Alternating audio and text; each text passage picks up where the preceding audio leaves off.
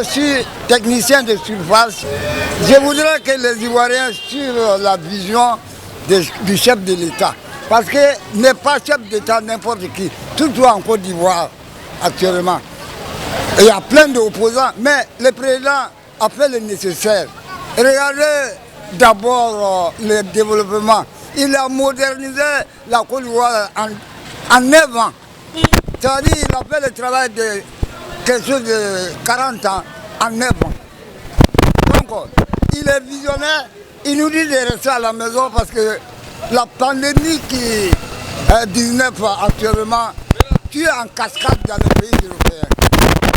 Une maladie qui tue les colonisateurs. Alors, je peux vous donner un exemple. Là où on frappe les cadavres, est-ce que les vivants peuvent se trouver là-bas? Alors, qui est le cadavre dans cette affaire? C'est le colon. La maladie vient de l'Europe. A commencé d'abord par la Chine et l'Italie, en plus les États-Unis. Le président même a déclaré dans le journal de Fraternité Matin qu'il y a déjà 15 000 morts. Mais c'est effrayant. Donc, s'il nous congédie, puis il nous donne la nourriture, c'est très bien.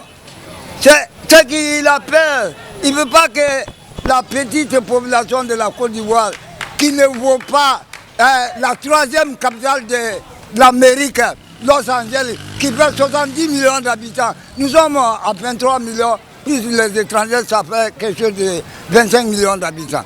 La démographie, alors, c'est pas suffisant, on n'est pas nombreux. Mais d'abord, je salue les femmes. Parce qu'au commencement de la Côte d'Ivoire, les Ivoiriens étaient au nombre de 1 million d'habitants. Aujourd'hui, nous sommes à 23 millions. On doit saluer les femmes pour leur bravoure. Donc, on ne veut pas que cette maladie nous diminue. On veut accroître la population ivoirienne avec la vision du président de la République qui ne cesse de faire ce qu'on lui demande. Les partis opposants, je vous conseille de vous adhérer dans le parti. C'est le meilleur des partis. C'est un parti qui a une vision claire de développement. Il a commencé, il a développé les ponts, les routes, bon, l'enseignement. Les écoles sont créées, les maternités, les collèges, un peu partout. Voyez-vous, nous sommes en vitesse de croissance. Hein, de croissance. Le monsieur est incontournable. Monsieur Alassane est incontournable. Il est non seulement le président de la République de Côte d'Ivoire, mais le conseiller à vie des banques, c'est un homme incontournable. C'est un homme incontournable. Vous ne pouvez pas mettre actuellement une somme de 1 milliard en banque sans l'avis du président de la République de la Côte d'Ivoire, M. Alassane Draman Ouattara. Alassane a démissionné du pouvoir, mais le pouvoir n'a pas démissionné de lui. C'est ce que les opposants doivent savoir. Il a tous les dossiers de la Côte d'Ivoire. Les problèmes de métro, ça c'est un. La route reliant à Djamé, à Yop, il a le dossier.